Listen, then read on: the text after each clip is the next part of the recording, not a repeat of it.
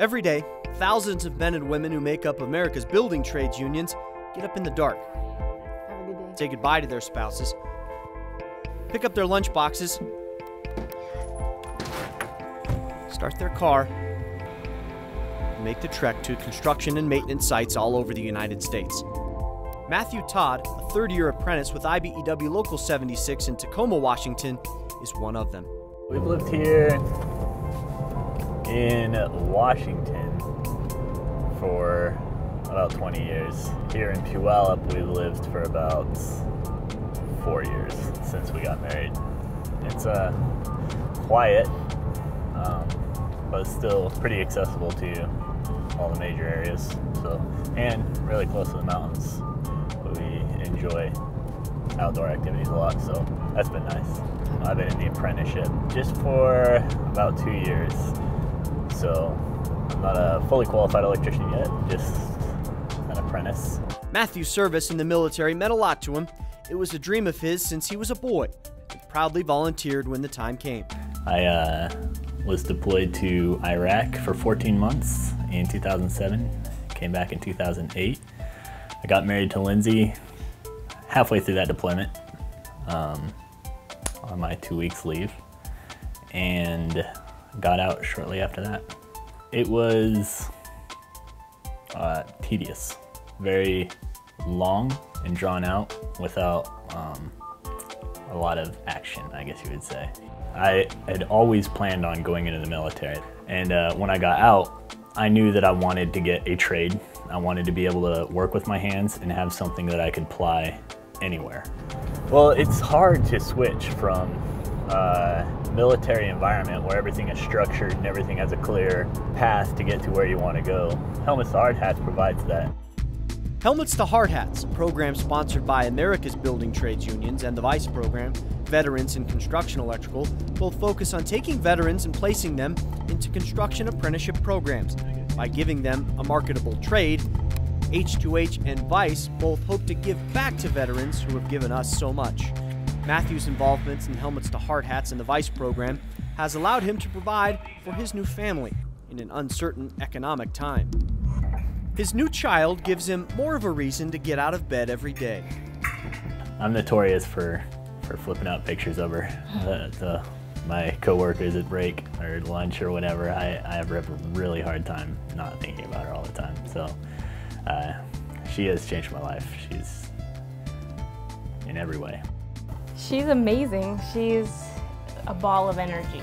She's always interested in everything around her and is never satisfied just to sit still. She's always on the go.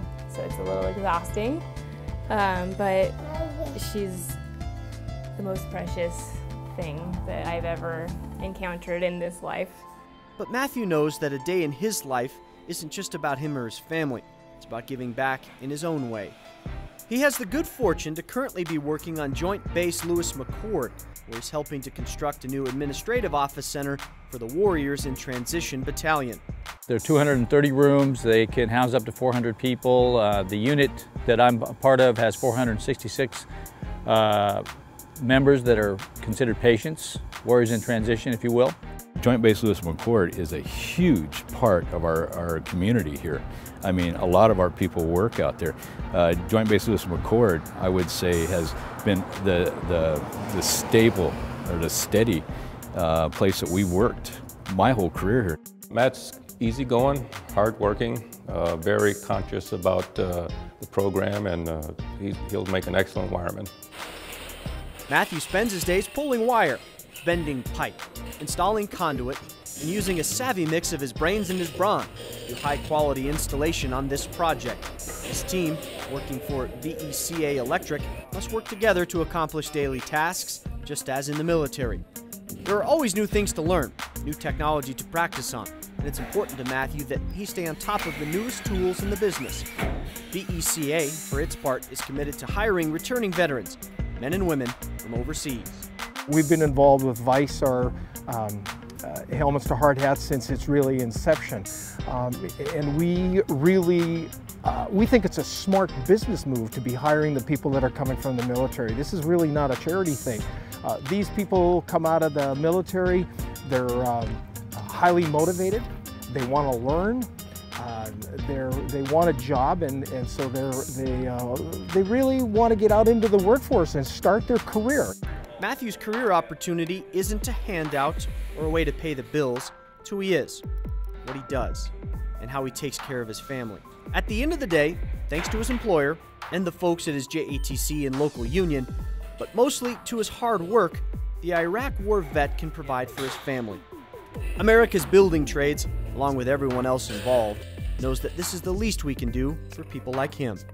They're sacrificing a lot, going over there for a year, 2 years, 3 years on some of them, multiple tours. And when they come back, there's very little for them here, especially with this economy. It's basically all of our jobs to keep our eyes open for opportunities for soldiers that we know are going to be transitioning out of active military service. I just really think that we as Americans are so fortunate in what we have. We live in a country where we have the ability to, we can pretty much, be what we want to be. We have all these freedoms and liberties that we have, and that's because we have a military that is fighting for those freedoms for us. He enjoys what he does a lot every day. He loves going to work, and every day he comes home happy. So that's the most fulfilling thing for me to see, how much he loves it. It's my life's dream. I'm so grateful that we're able to do it this way. America's Building Trades Unions, value on display every day.